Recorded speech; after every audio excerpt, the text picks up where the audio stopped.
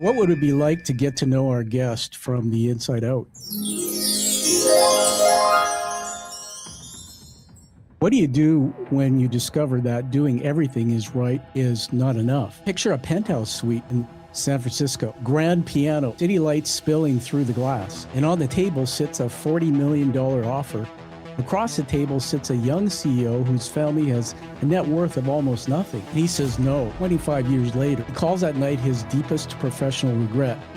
And today, he's going to tell us why. Now, my guess is the man Silicon Valley kept calling back. 6 companies, 6 exits, one sold for $400 million, one sold in a fire sale for $250,000. Now, he's mentored by the legend they call the coach of Silicon Valley. And he sat beside an unknown Elon Musk at the Sydney Olympics before the world knew that name. He's laid off 50 people in a single day. One of them was his own father. When war came to Ukraine, he offered to move his entire team and their families to safety, and they said no. And a week later, the tanks rolled in.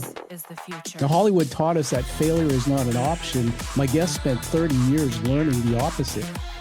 And then he wrote the book, 44 Stories About Luck, Timing, Loneliness, and the truth the glossy founder myth leaves out. And here's what you need to know about this man.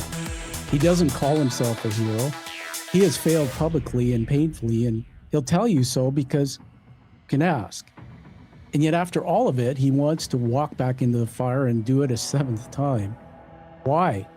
What does he know about failure that the rest of us are afraid to learn? That is the story unfolding on this stage today. His name is Mike Grossman, and he is now a quiet warrior. And his story starts now.